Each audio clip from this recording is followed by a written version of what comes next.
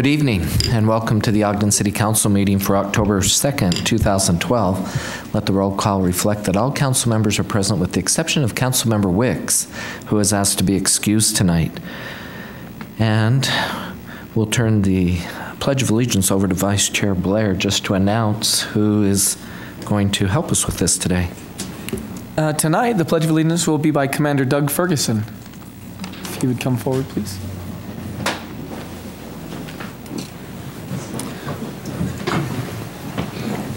And I'll pass it to Susie.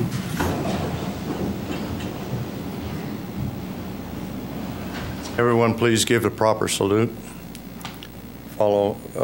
Say along with me the Pledge of Allegiance. I pledge allegiance to the flag of the United States of America and to the republic for which it stands, one nation, under God, indivisible, with liberty and justice for all.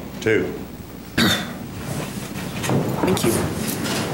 Thank you, Commander Ferguson. We appreciate you being here. Next on the agenda is a moment of silence.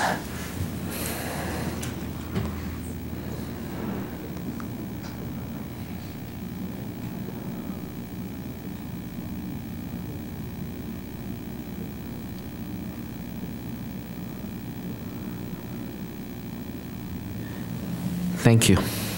First on our agenda is an honor for us to do a recognition, and we will ask Councilmember Heyer if he would do this recognition tonight. Yes, thank you, Chair Garner. What a wonderful opportunity to do this. Wonderful amenity in our community for the last 20 years. It's wonderful. This is a joint resolution of the Ogden City Council and Mayor, recognizing the Elizabeth Stewart Treehouse Museum for serving the Ogden community and northern Utah for the past 20 years. Whereas the Treehouse Children's Museum was founded in 1992 by a group of parents, educators, and business leaders who wanted to provide quality activities for families and area school children. And whereas the Treehouse first opened at the Ogden City Mall and expanded twice while in this location, filling more than 20,000 square feet with exhibits. The Ogden City Mall closed in December 2001, and the Treehouse moved into a building that had been used by the local newspaper. And whereas from 2002 through 2006, Treehouse staff and volunteers raised $6 million for the construction of a permanent home for the museum. Individuals, foundations, businesses, community groups, and school children all contributed funds to relocate the museum.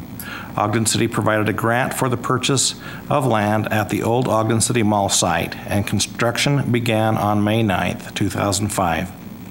And whereas the Elizabeth Stewart Treehouse Museum opened its doors to thousands of visitors on August 19th, 2006, and more than 120,000 visitors came in the first year to enjoy the new building.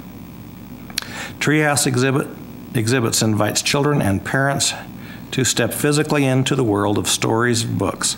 Its interactive exhibits and programs promote the development and practice of vital literacy and reading skills. And whereas throughout its tenure in the Treehouse has received numerous prestigious awards and grants from the Institute of Museum and Library Services. In February 2002, Treehouse was even named one of the top 50 children's museums in the nation by Child Magazine. And whereas Treehouse is treasure in our community, the museum provides a unique and significant contribution to the Ogden community and northern Utah by offering quality educational activities for children and families. Now therefore be it resolved that the Ogden City Council and Mayor Michael P. Caldwell proudly recognize the Elizabeth Stewart Treehouse Museum for its service over the past 20 years.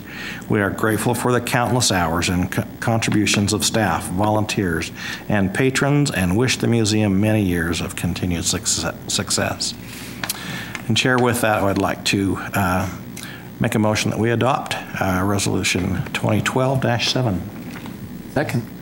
We have a motion from Councilmember Heyer and a second from Vice Chair Blair to adopt proposed resolution 2012-7. This is a voice vote. All in favor? Aye. Any opposed? Okay. We would like representatives from the Treehouse Museum to come up and accept this resolution at this time.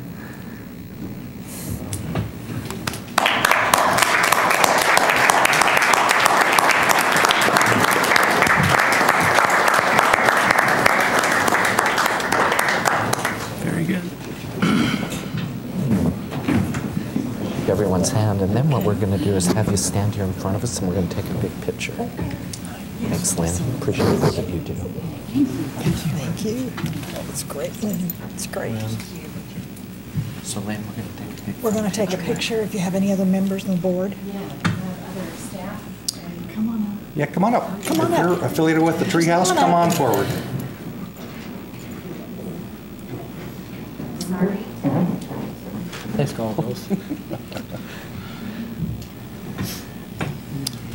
Okay. We're all going to squeeze in here. Thank you. Help Amy get a fun picture. Oh, you're good. Oh, we I figured can it out. make sure to get everyone. And maybe. I'm just kidding. Okay. Neil, can I get you to? Thank you. Okay. One. Neil, a little bit. Sorry.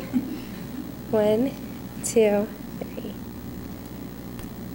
Do one more. 1, 2, 3. Thank you. And if you want to say anything, Lynn, we can have you say a few words. Oh, here's the box for that, by the way, too.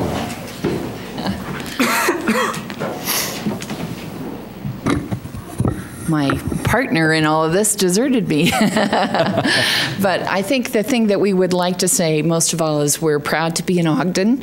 We're proud to be part of making Ogden a good place for children and families, and proud to have done it for so many years and survived in spite of all the challenges. And we just really want to tell you what a pleasure it is to have such a beautiful building in a whole part of town that is being redeveloped and revitalized. And we are proud to have been a leader in that and a partner with the city in making all of that area happen. You need to know, too, that this is not only our 20th year, but it's also the year we hit 2 million visitors coming through the door from the time we opened in '92. And it just happened that it happened this summer. So we are really grateful for that kind of community support from children and parents and families and from businesses and from all of you. So thank you so much. Thank you. Here's to 20 more. Huh?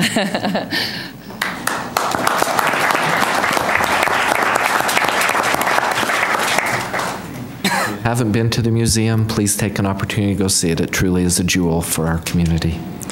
Mr. Chair, are there any comments from other council members? Any further comments? I would like to say that it's a real treasure for Weber County and Ogden City to have this type of establishment in our area, and they add a great deal, not only to the community, but to the families and citizens of our city of Ogden. So we appreciate your efforts. It is a great place for grandparents to take grandkids. My wife and I do that a lot. It's great. Certainly the mayor could comment if he chose to. I'm not trying to put you on the spot, I guess. No problem. One of the things I was amazed to find out, and you do the math that makes sense, but 120,000 people a year visit that museum. That's such a great asset for our community.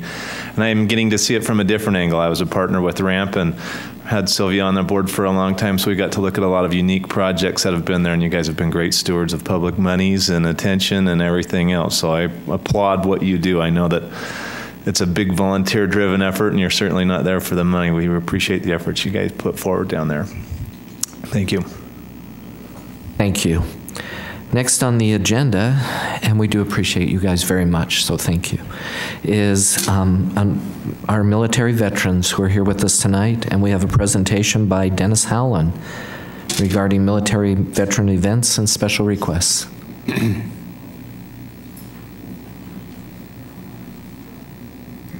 Good evening. Mayor Caldwell, we appreciate the time that we had with you today. And members of the council, it's an honor for me to be here and talk to you about veterans events coming up in November and to make a couple special requests to you. It's we're going to twist your arm a little bit.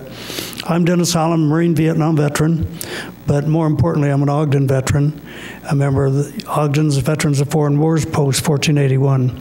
You met our commander a while ago, Doug Ferguson, when he led the Pledge of Allegiance. With me, Captain of our Honor Guard Cliff Porter, the Fleet Reserve Association Regional President Shane Dustin, Mike Baker, and myself are former or past state commanders. Tim Von Bunn is our Senior Vice Commander, and back in the orange shirt is Master Sergeant United States Air Force Jeff Singler. They're all part of the parade committee that's coming up in November. Veterans Week, 5 to 11 November, you'll see us out in classrooms, flag ceremonies, parades, and we'll be out talking to children about loyalty and about veteran service and about the sacrifices that men and women make for this country. On the weekend of 9 and 10 November, the night of the 9th is a Veterans Ball. It's the 4th annual. Kind of a coat and tie, best dressed if you're in uniform type thing, no Levi's, no jeans, and it will be on Wall Avenue at the Eagles. We have a swing band, Betty Goodman type music. The Rhythmaires will be there. We invite you all out. On the morning of the 10th of November, it's the Veterans Parade. It's the 7th annual Veterans Parade in Ogden. Several years ago, well, 7 this year, a couple of us were sitting at the post enjoying iced tea and Diet Coke, as all veterans do, and we were discussing why we hadn't had a veterans parade, or we hadn't seen one. Found that there hadn't been one in Ogden for veterans in over 50 years when it was still Armistice Day. So 3 of us decided to organize a parade in 6 weeks, and it happened, and we did it, and the second year became the largest veterans parade in Utah. We could not have done this without the support of Ogden City Council, Ogden Mayor, Carolyn Brierly, and I can't pronounce her name properly. I don't think anybody can. The law enforcement in the area, Jay Louder and his staff, everybody in the city turned out to help us, and we appreciate that very, very much. One of your employees, Robert Porter, serves as a co-chair in the parade. Does a tremendous job. We could not have done it without the support of the Special Events Office. She taught us about insurance and permits and what not to do and what to do right, and it became Ogden now is the home of the largest veterans parade in Utah, and we're very proud of that. This year, we lengthened the parade because we started at 20th Street and found that half of our parade was in the stands and half hadn't even started yet. So we moved it to 31st Street with the approval of the city. And we're going to come down Washington Boulevard to 23rd and into the ballpark for a patriotic rally. The biggest thing we've run into is the cost of barricades is now twice the route, twice the barricades, twice the cost. So we're digging deep in our pockets. We have financed this parade through a small ramp grant and digging deep in our pockets to pay for what we need to have. And we appreciate all the support the city has given us. So where do we come to parade, our requests? I am requesting the mayor and city council to participate in the parade. I've asked the mayor today if he would speak at our patriotic rally, and I believe I spoke with a councilwoman, Caitlin Gotchenauer, is that right? Who has also agreed to be there. We had requested Governor Herbert and General Cook, so we would have the winner and loser regardless how it would come out. And the governor has, he's going to be out of town, but Peter Cook will be there, and then Colonel Zabel from Hillfield. And it's just a time to honor, remember our veterans and honor all of the military services and all the times of war and peace. Another thing I'm asking for is that one of the council members would volunteer to be a judge of our floats on Saturday morning. You have to be there at 9 o'clock, and we have floats for the first time this year. And so we're asking that, that one of you would volunteer. Second request I have is this is a year of the 50th anniversary of the beginning of the Vietnam War. It's a year that Secretary of Defense has created a commission to honor the Vietnam War and to observe it.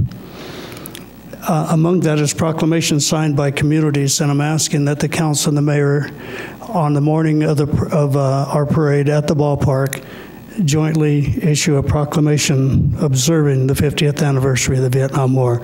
A little bit of side note, Utah sent 27,910 young men to Vietnam War.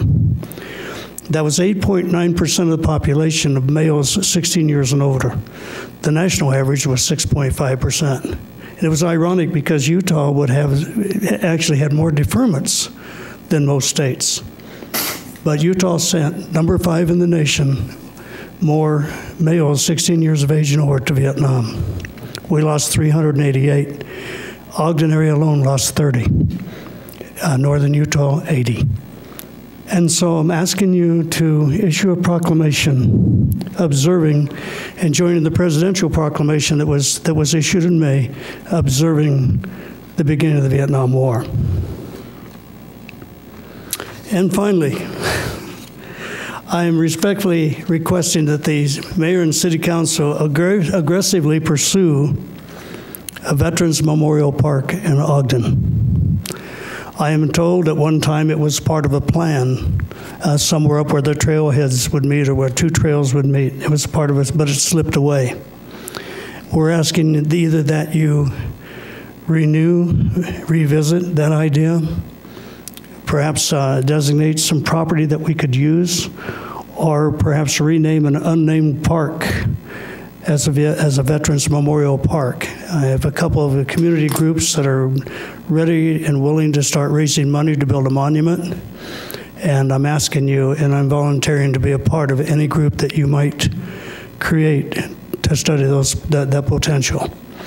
That's my request. I believe that Ogden, I think we owe it to our veterans of peacetime and war, those that we lost and those that came home, and their families, to offer them a place to remember and to honor. I appreciate very much. So those are my requests. Support, involvement, be honored with a proclamation, and we really, truly do need to lead the way in northern Utah with the best darn Veterans Memorial Park that we could possibly have.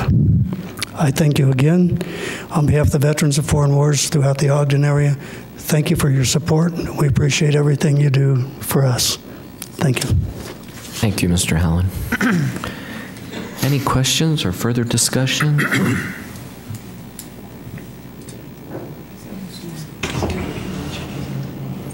Okay. It's planned already. And I think, Mayor, you'll have all the contact information that we can follow up with Mr. Hallen. And We do. okay. Louder's going to be part of the discussion, I assume. I see him walking that way. That's a good sign. Mr. Chair, I think that is the intention, to have Mr. Lauder meet. Okay. Okay. Helen, so that they can discuss the previous plans and kind of get up to speed. We appreciate that. Thank you very much. Already agreed to do that. Great. The mayor's authorized that to happen. Thank you. And one question I have, will the administration report back to us, Mr. Cook, of that meeting with? I'm sure they will. Absolutely. And I'd like to thank all of you veterans for being here and for everything that you've done. Appreciate your presence and being with us tonight. And we'd second that. And I'm sure many of us are going to be there at the parade. Many of us have been there at every parade. And personally, I had a wonderful experience with a grandfather there that was just sitting on the sidelines, and the commander grabbed him and said, "Up on this float, soldier," and brought tears to his eyes. So thank you. And we appreciate all that you do. So, Mr. Chair, I think all of the requests will be considered. We can have discussion with council and council leadership to talk about timing and who will be representing. I'm sure you'll want to be supportive. So, okay. Thank you. We'll do that. Thank you. Thank you very much. Next, we have the South Oakcrest Drive street name change, and we are looking at amending the agenda. So, yes, Mr. Chair, I would move that we would take that common consent item A off of the common consent agenda and put it on the regular agenda. I'll second it. So we have a motion to remove this as a common consent item and add it as a regular agenda item. Voice vote, all in favor? Aye. Any opposed? Thank you. We will now have then on the agenda the South Oakcrest Drive street name change. And I think Mr. Montgomery and Mr. Anderson. And Mr. Anderson are going to present some information for us. We'll let them arm wrestle to see who goes first. I think Greg can take him. And as they're coming up, we know there are some public here that would like to talk about this issue. What we'll do is after they present their information and we just finish the agenda, on number 9 is public comments, so we'll ask you to reserve your public comments to that point.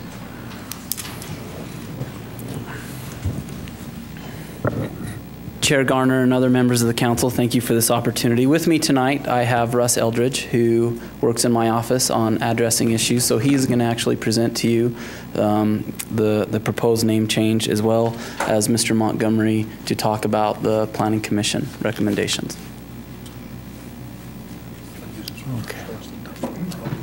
Okay, sounds good.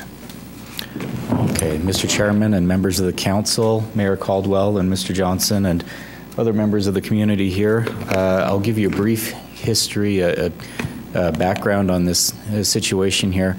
South Oakcrest was platted in about 1964, and as you can see from the graphic here, it was a horseshoe-shaped road. Originally, when it was platted, the top part was 4450 south, the side part that loops down was 1650 east, and then the bottom section was 4550 south. 3 different roads, and then somewhere along the line they renamed the whole thing South Oakcrest, or not South Oakcrest, but just Oakcrest Drive. It becomes apparent looking at the original plats that just having Oakcrest Drive became a problem for them, so they split it in half, and there was South Oakcrest and Oakcrest. The graphic that you see here on the screen was sent over to us by the Emergency Services Dispatch. And what it shows is the duplication in address ranges there. On the top end of Oakcrest and on the south end of Oakcrest, we have duplicate addresses. You'll have 1513 at the top end, 1515 a block and a half to the south, 1527 in the north end, 1521 on the south end. It becomes very confusing not only for emergency services to find these addresses, but also parcel delivery services and anybody who uses a GPS to locate houses. I'm sure that a fair number of these residents can actually relate experiences of having to wait out on the street and wave the UPS van down or to direct people over the phone how to get to their house. This became an issue a couple of years ago with emergency services, who made a big push to get us to do something about it. Their software, and they're a center that dispatches to communities throughout Weber and Morgan, and their software is based off of the center line of the road.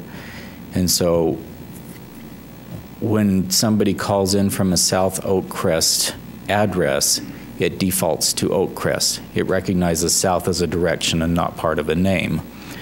And so our fire trucks, our ambulances, our police cars go out there and they cruise along to where the address should be. If they can't find it, then they have to call back to dispatch, who has to call back to the person who had made the phone call in the first place, and it adds quite a few minutes onto their response time. In the Planning Commission meeting, we actually had some very good experiences related to us by the battalion chiefs and the police chiefs, and also from the dispatch center people. And it's not the kind of thing that we really take lightly or really want to do very often, because it is a big convenience to the residents. But we've come up with a solution that we think will be beneficial. Now, Mr. Montgomery has put up this graphic here. Sorry. Just like that on top. Speaking from that. Oh, sorry. No, you're okay, and I can help you. Okay. Anyways, this is as it stands right now. Everything that you see shaded in blue is what's known as South Oakcrest. Everything shaded in pink is Oakcrest. And this graphic here, again, illustrates the problems with the duplication in sequences north to south, and a couple of other problems there. The addressing shifts from one side to the other, and then we also had an emergency call in what used to be Oak Crest Circle that our ambulances and emergency services weren't able to find, and it wasn't a very good situation. Fortunately, nobody's life was in danger or in peril at that point. Our proposal for this, the one that we submitted to the Planning Commission, was for numbered streets, and that was based upon the responses from residents that live upon the streets. What we had done was we'd originally had a community meeting at Shadow Valley Elementary and had a discussion with the residents saying, we have a street name change coming your way and we'd like your input. And so those who had responded initially favored having numbered streets because everyone can find a numbered street. And so that was our proposal for the Planning Commission. The west portion there would be 4550 South, the east portion 4560 South, and the circle would be renamed to 1630 East. Now with this, there are a couple of house numbers that would need to be changed, and for the most part, the residents were just fine with that. And so that's the history behind it, at least, and where we are now with our proposal. Do any of you have any questions for me from an addressing standpoint of view? Well, I guess one other question for you is I know most of the residents were very favorable of the numbering system, but also there were some that were in favor of a name change. Yes, in fact, we've got a group here tonight that would like to present you with a petition for a named street rather than numbered street. And a numbered, name instead of numbered. Yes. Okay. And in fact, the name that we had them suggest a number of different names. The one that garnered the most votes was Aspen Drive, and believe it or not, we only had one street name in all of Ogden that had anything to do with Aspen. So, to my knowledge, it is available to use, and that's the petition they would be presenting to you So there's tonight. no conflict with Aspen? No, nothing in our system at least.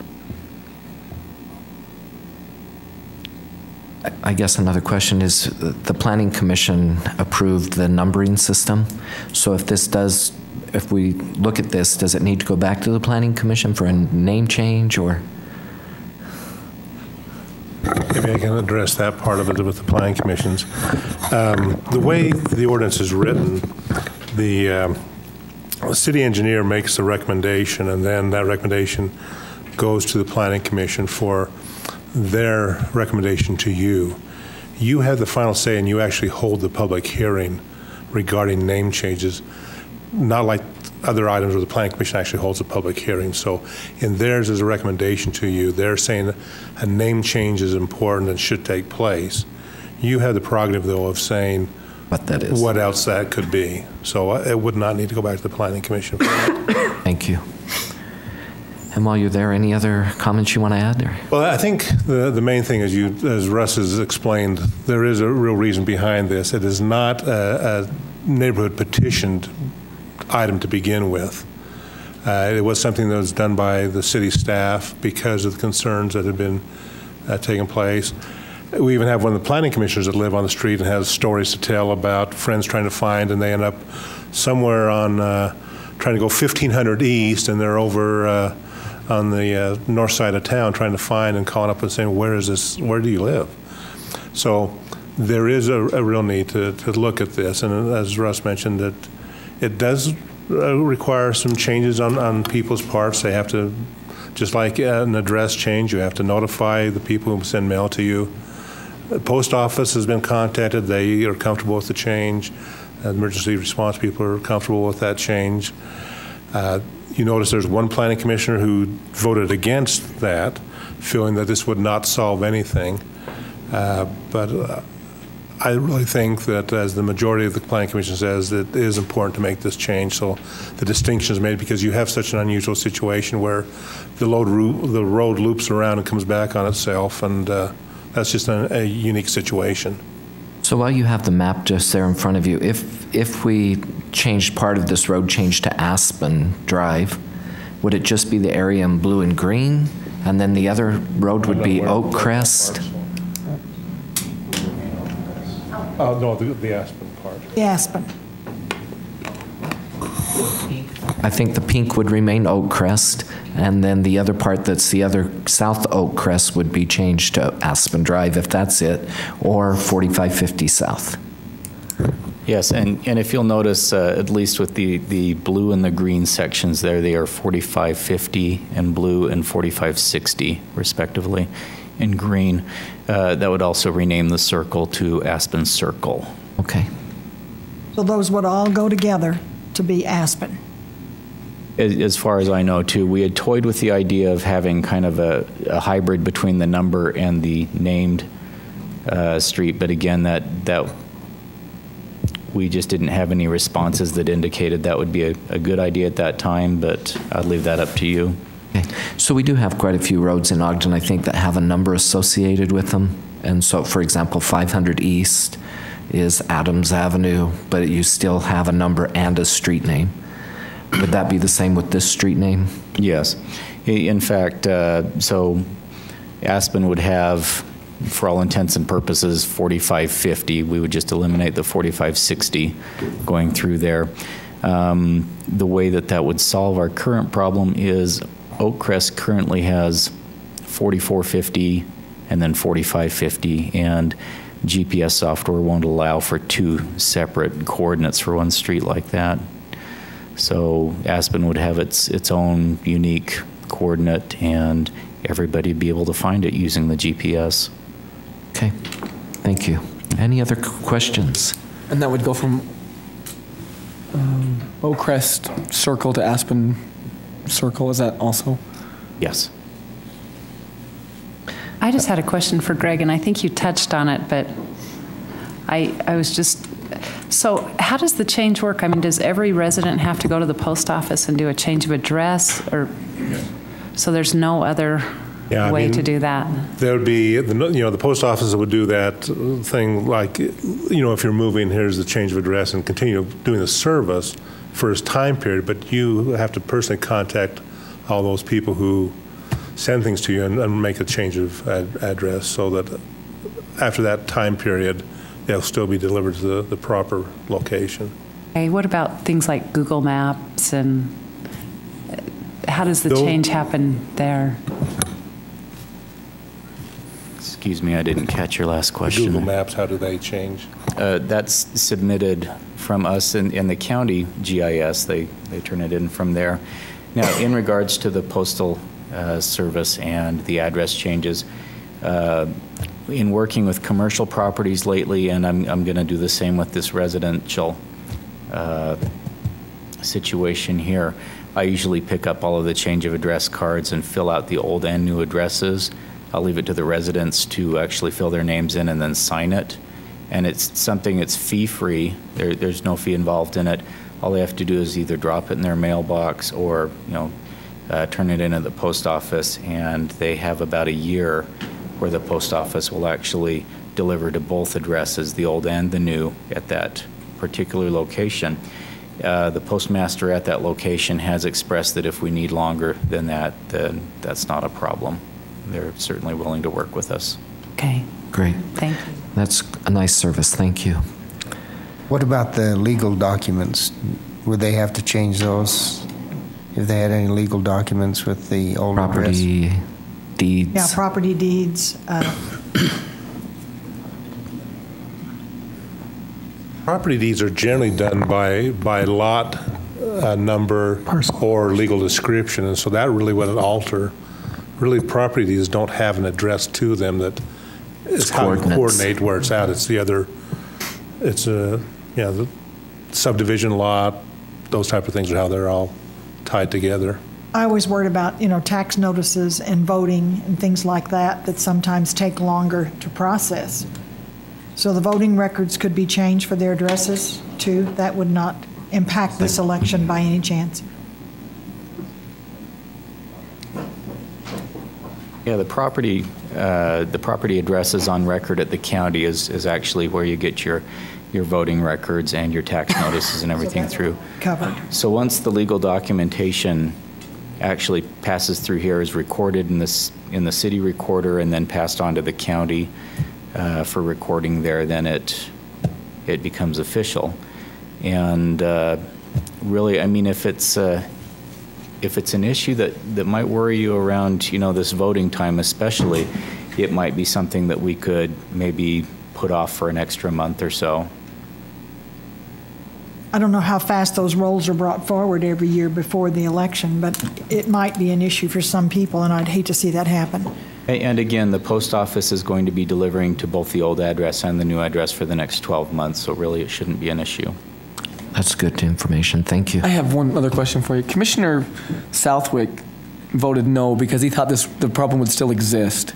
Do you feel, can you share your thoughts on that?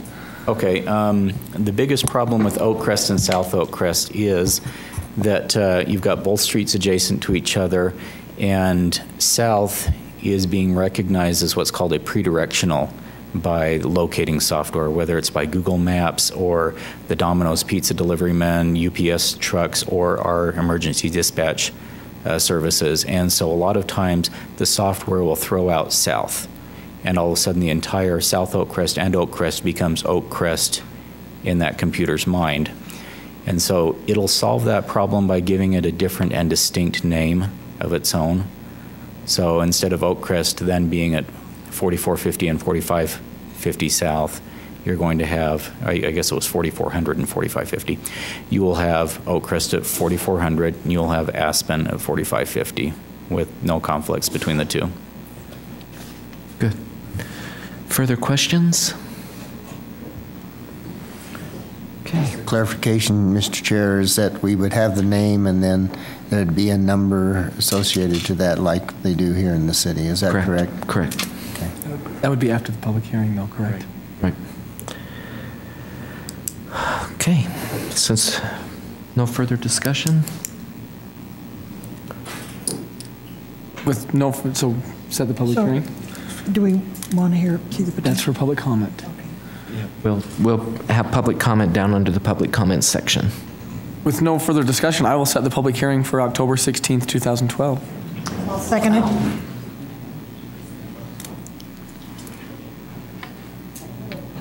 We have a motion from Vice Chair Blair and a second from Councilmember Van Huser to set the public hearing for October 16th, 2012. This is a voice vote. Excuse me, Mr. Chair. I think we do have an issue related to that.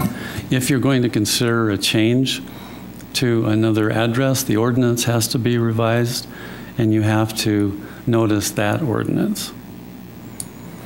Correct? To Aspen. So you really can't set the public hearing on this ordinance unless you intend to consider it. So the name change is what's holding us Yes. up. Yes, it would. So, I guess in theory, you could have the public comments later and move this item for consideration down after the public comments so that you know whether you do want to amend or not. That would be a... We couldn't just have public input right now? You could amend the agenda to allow public input now. That's the other option. I would make the motion to amend the agenda and allow public input right now. I'll second it. We have a motion to amend the agenda to allow public comment for this item. And we have a motion from Councilmember Gochner and a second from Councilmember Van Huser. All in favor? Aye. Any opposed?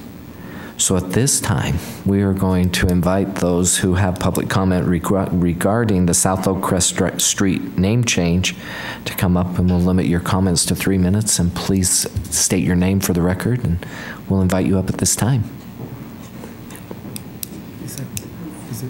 It's all public comment, right? Right. Well, for this item, and then public comments. My name is Lisa Goff, and I have a petition here from 22 neighbors who request that we have the name Aspen rather than a numbered direction for our part of the street in South Oakcrest. That's my comment. Could I ask Is there any significance to the Aspen name, or is there any? Yes, our area, our little subdivision up there is called Forest Green. And many of the streets up there have, you've got Oak Crest and Forest Green Drive, and many of them have associations with trees of different sorts, and it just was preferred by these 22 different individuals that we... Couldn't find a good president's name for that, huh? No, they're all used. Have to be up on the mountaintop. Okay. But, so that's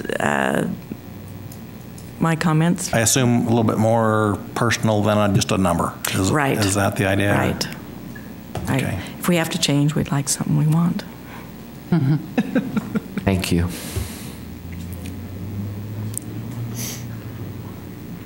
Further comments?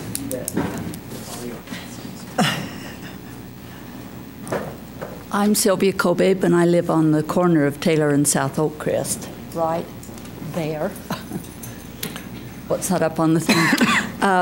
I attended all three meetings, the city planning, the initial neighborhood meeting, and again tonight. And we've had to, for the, I don't know how many years, nobody's been able to find us. So those of us that were at the Planning Commission meeting like the idea of the numbers. I love my neighbors dearly. I'll live with Aspen, but numbers tell people exactly where we are. Since we have to make the change, I'll do either one, but I like the numbers. Further comment? Come on.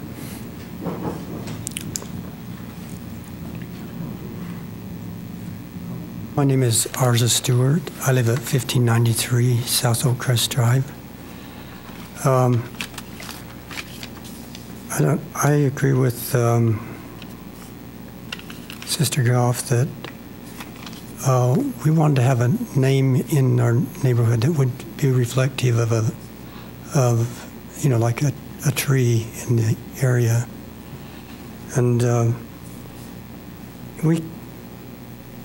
most of us prefer a name over just a number because numbers don't mean anything to us. And I'm still not quite clear. Is there a plan that they would have part of the street numbers and part of the street with the name? They told us once before that they could change the name, but we could keep our house number just as it was without changing our house number. We'll get an answer to that question for you. But that's what we'd prefer, and I don't know, I've lived there over 40 years, and it's never been a problem till now, but they did want to change it, so we're willing to go along with it, but we would prefer a name, and if they wanted to have numbers for the bottom half and Aspen for the top, would more than go along with that. So. Thank you. Further comments? Okay, Diane. Hi, I'm Diana Wilcoxon, and I live on 1596 South Oakcrest Drive.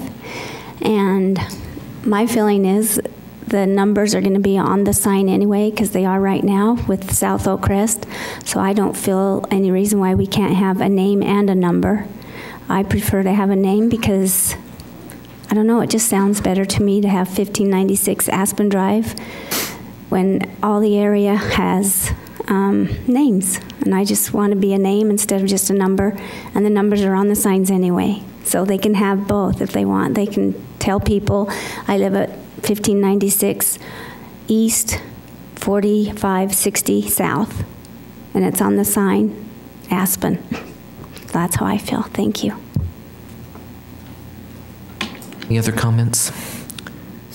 So I guess for clarification, just with that last comment, if I think we're saying that the whole road Aspen Drive, if that's the name change, would be 4550 South and Aspen Drive, just like other streets within the city. Yes. If we go with the named street option rather than the numbered there, then yes, both segments would be Aspen Drive, along with their corresponding coordinate numbers on the sign there. I believe there is some concern expressed that house numbers might change.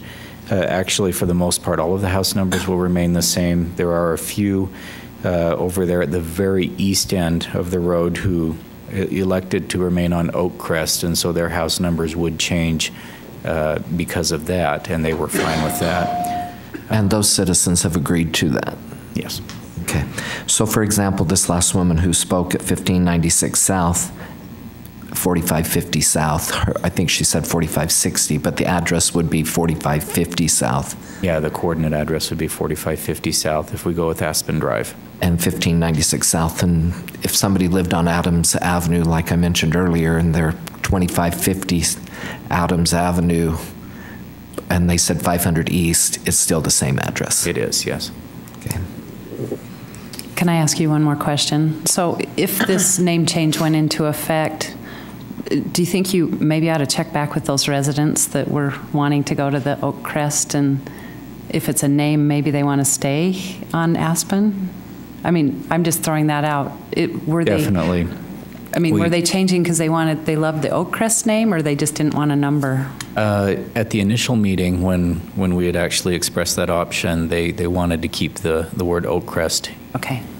Their address there, so we will revisit with them and make sure that that's still their desire before we go and actually set everything in stone. Okay. Thanks. Further questions?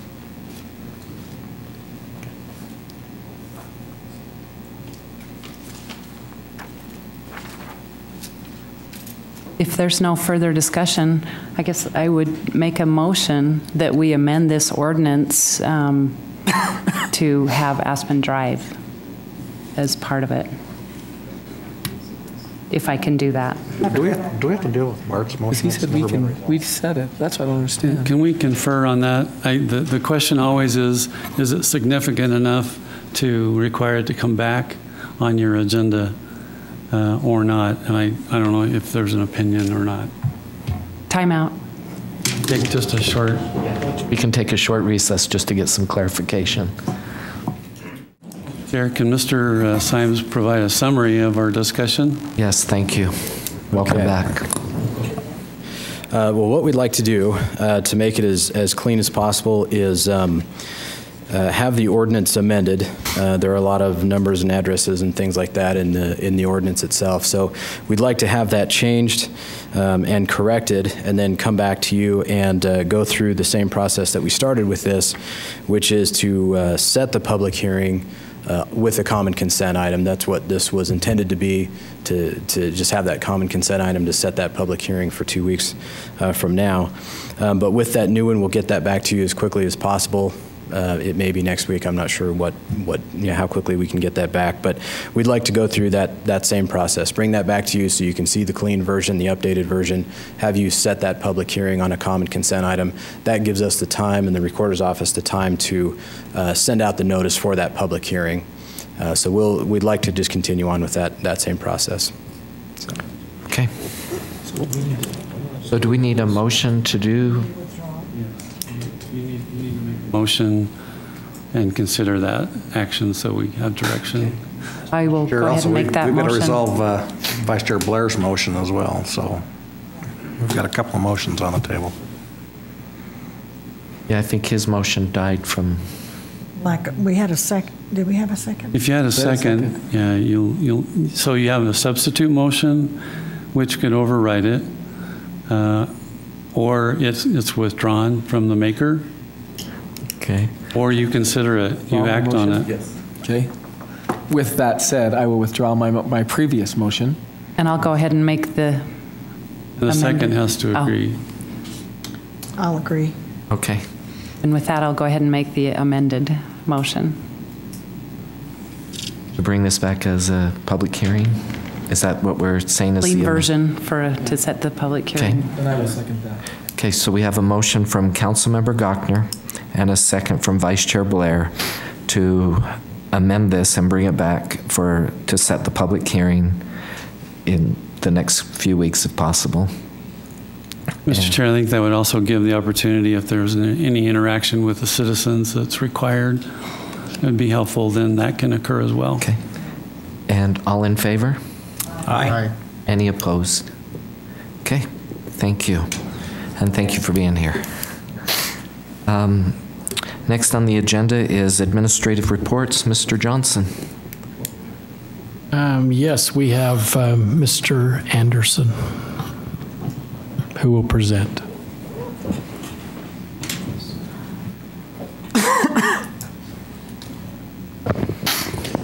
Thank you, Chair Garner and other members of the council, Mayor and CAO Johnson. A number of years ago, approximately back in 2007, Ogden City was looking to create a full interchange at 24th Street. As all of you are aware, 24th Street interchange right now is only a half interchange. So if you are coming from the north heading south, you cannot get off, or if you are trying to go northbound at the interchange, you cannot get on. And it also prohibits, because of that, it prohibits traffic being able to enter into the Ogden City Industrial Park and also West Ogden. And so by having a full interchange, it would correct those. But also, in looking to address that interchange, there is, and most importantly, is there's some safety conflicts between Utah Central rail lines through the area that they cross through and go through that interchange area, blocking traffic at times. So what is being worked on currently, back in 2010, federal funding was obtained to move forward with an environmental assessment to determine what is the best thing for the 24th Street interchange as far as a full interchange. And in going through and analyzing the different road configurations, an action alternative has been agreed upon by UDOT and concurred with Federal Highways. So what this means is at this point, they are not adopting the action alternative, which is called Diamond Number 3, but they are agreeing with it. They cannot adopt it until the environmental assessment is complete and the finding of a no significant impact is signed off on by Federal Highways. So what does this mean to endorse a joint resolution for this? It's really a couple of things. What it is we're saying, yes, we are for a full interchange at 24th Street and I-15, and that we are also in favor of the action alternative, which is shown here on the screen, and I will briefly talk about that. With this action alternative, it is not tying Ogden City and in this resolution to doing anything other than being supportive. It's not committing any funds to the project. In fact, what this is it allows us that once an environmental assessment is complete and Federal Highways adopts or finds a FONSI and signs off on that, it allows us to go and search for federal and state dollars to help fund this. So agreeing to this is essentially, or endorsing this essentially is just committing Ogden City to take this action alternative and incorporate it into our future planning of the city. The Diamond Number 3 that's shown here, this is actually the interchange at 24th Street right now. It would do a couple of things. Right here is actually an on-ramp going northbound. The off-ramp, which is not quite traditional for a diamond, however, it has to come off and connect on 2550. A roadway would have to then be installed to go to the Northern Utah Correctional Center. The existing off-ramp and on-ramp on the southbound would stay existing. 2550 would essentially stay as it is now. The only thing different is it would have an off-ramp tying in right there. The biggest change would be to Midland Drive, and that would have to be rerouted into this area. Now, the existing Midland Drive would still be there. It would just have to have a cul-de-sac put on the end, and this does a couple of things. Right now, we have Pennsylvania Avenue, Midland, and 2550 that all converge at the same point right here, and as does the rail for Utah Central. By shifting the roadway around here, it does a couple of things. It allows us to actually move and stack the rail lines for the rail cars to the Scholar Grain Terminal. That would alleviate the rail lines from going through the middle of the intersection. which is a huge safety concern. They can then be rerouted around here and connected. There's already an underpass for them to go right here. Pennsylvania would then be connected into this new alignment, as well as the existing Midland Drive would also be connected. Are there any questions? Just go ahead. The current Midland from the interstate to the southwest before it attaches, would it have to be renamed at that? Is this new road going to be called Midland? Right now I'm calling it the old Midland and the new Midland, just to differentiate. The name could be addressed at that time. Okay, so that's yet to be determined. It doesn't have to necessarily be named Midland. Okay. We may need to really look at that after our discussion tonight. Just one question for you. I mean, this is all good. Does the other part of this project drop off the radar screen of people, or is it going to move up in priority? What other part? Going over the viaduct and actually into Ogden? Essentially, in working with federal highways, at what point we were looking at, can we consider a logical termini to be? And if any project, does it have effects on other roadways? And the answer is yes. And so it was getting expanded to look at the viaduct going over 24th Street. And what was determined is that is actually can be looked at as a separate project. It's on Wasatch Front long-range plan. Is it high on their long-range plan? I am trying to push for it to be high. So we're looking to address that. So. Because traffic numbers with the improvements into downtown, the IRS, things of that nature, it's creating more of a demand on 24th Street. So people are trying to get downtown from 24th Street. So Justin, this is part of UDOT's master plan, is that correct? I don't know if UDOT necessarily has a master plan on their roads. It's more or less Wasatch Front is looking at their long-range plan. However, what UDOT is looking, they are always looking to improve their interstates and their roadways. And so one of the things is, actually Ogden City went out and found the federal money back in 2010 and said, UDOT, we would like to look at the alternatives of what can be done for 24th Street. And so yes, we are working in conjunction with UDOT to determine what the best solution is here. And then once an environmental assessment, if that's the finding that is signed off on, because there's a finding of no significant impact, then we can work with UDOT to go and find federal funds to take on this project. So would WACOG funding be used in this aspect of it also, or not? Possibly. I mean, different aspects of WACOG funding. WACOG funding wouldn't necessarily be used for the interchange itself, but they could have, like their corridor preservation funds could go towards locking up right-of-way on Midland Drive, the new Midland Drive, and things of that nature. Do we know if that's gone forward at all? Do we know if they're actually looking at using some of those funds for this? Well, until this is actually signed off on as far as the environmental assessment and it receives a FONSI, we can't go forward in doing that. So with the approval of this joint resolution, does that move this project to the front of the list, or? What this does is basically inform UDOT and everybody that the City of Ogden is for a full interchange at 24th Street, and that the action alternative, which has been agreed upon by UDOT and concurred by Federal Highways, as much as they concur at this point, is important, and that we would like to, move forward. Justin, it also will indicate back in Washington when funds are being sought that there's unity here, there's unity with UDOT. I think this is a very important document for being able to find funding someday. So we'll need this and use this. Correct. That's essentially what the next step, once this environmental assessment is signed off on, is to go and find funding.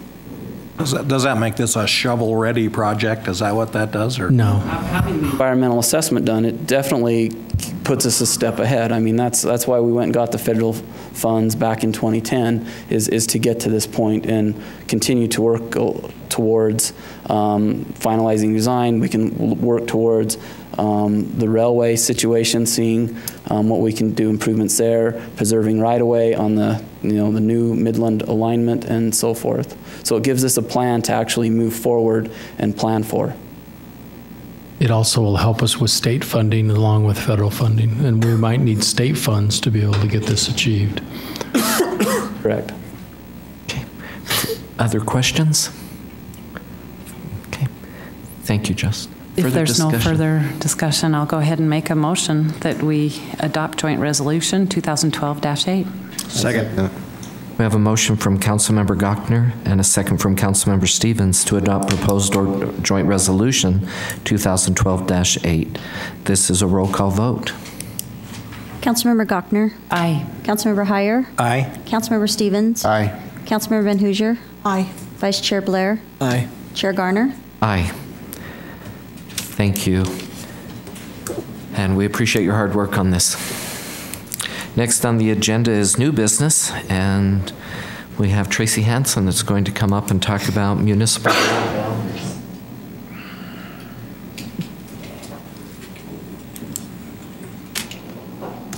Good evening. For your consideration tonight is a proposal for the realignment or reapportionment of the municipal ward boundaries.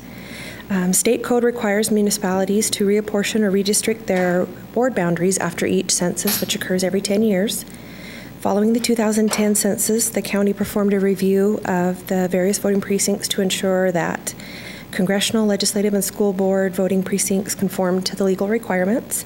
And the county then adopted the current voting precincts in January of 2012, which reduced Ogden's precincts from 52 to 45. State law also requires that municipal legislative body is responsible to divide the voting precincts as determined by the counties into the municipal wards based on population. The county's precincts must be used. The municipal wards are to be compact and equal as possible in population, and the municipal wards are to be established by ordinance. Several work sessions were held. Options were presented for discussion, and on September 11th, GIS technician Andrea Ross Kelly was present to implement real-time changes to the boundary map so that the council could review them and determine a final proposal, which is before you tonight for your consideration. Any questions? Any questions for Tracy? Okay. Thank you. And further discussion? Chair Garner, I'll make a motion then that we adopt proposed ordinance 2012-47 as it's been presented. Second. We have a motion from Councilmember Heyer and a second from Vice Chair Blair to adopt proposed ordinance 2012-47. This is a roll call vote. Councilmember Heyer? Aye. Councilmember Stevens? Aye. Councilmember Van Hoosier? Aye. Councilmember Gochner? Aye. Vice Chair Blair? Aye. Chair Garner? Aye. This passes. And Tracy, we want to thank you, and also Ms. Roskelly. It was great to have you and your support. Thank you. Next on the agenda is public comments. This is an opportunity to address the council regarding your concerns or ideas. Please state your name for the record and limit your comments to 3 minutes. In this form of government, all city personnel are the responsibility of the administration, not of the council. Please discuss any concerns you may have regarding staff with the mayor, chief administrative officer, or department directors.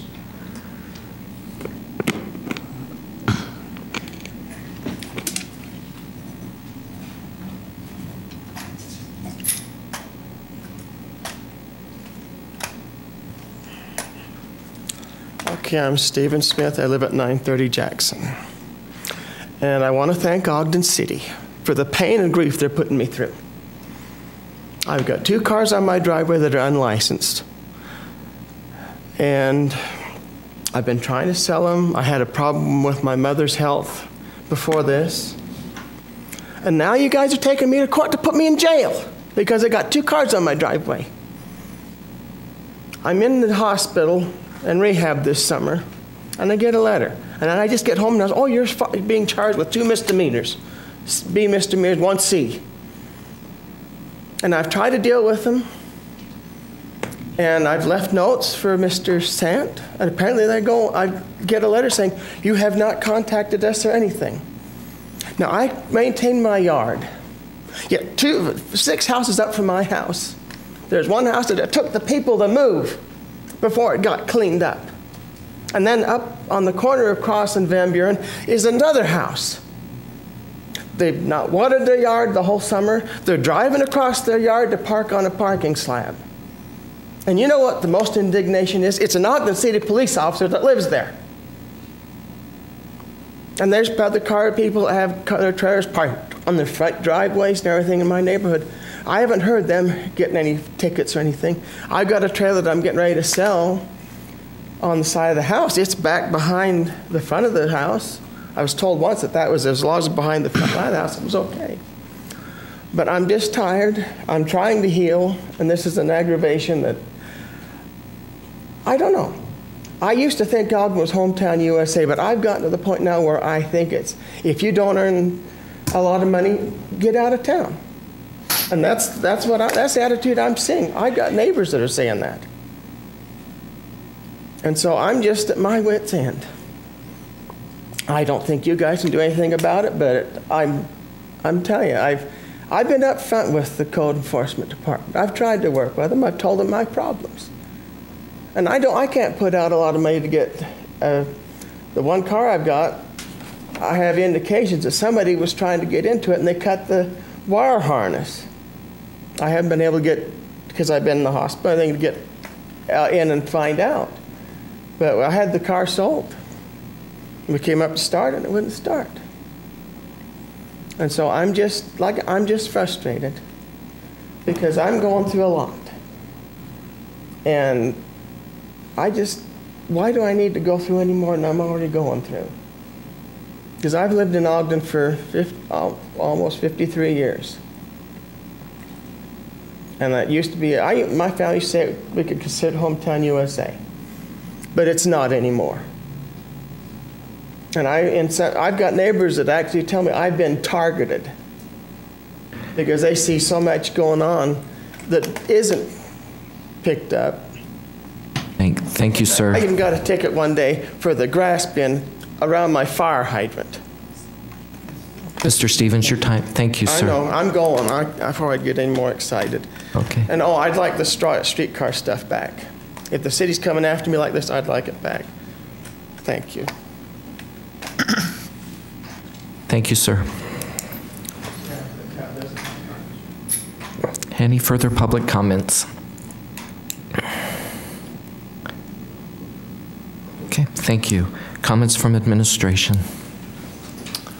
I just had one. A lot of you are aware we had one of our IT fellow city employees pass away over the weekend, and his memorial was today. I'd like to thank Wade Harris for his commitment to the community and years of service. It was a sad event, and I just wanted to publicly thank him for everything he did. Recognize him today.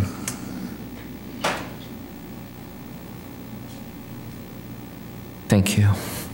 Council staff? Nothing, thank you. From council members?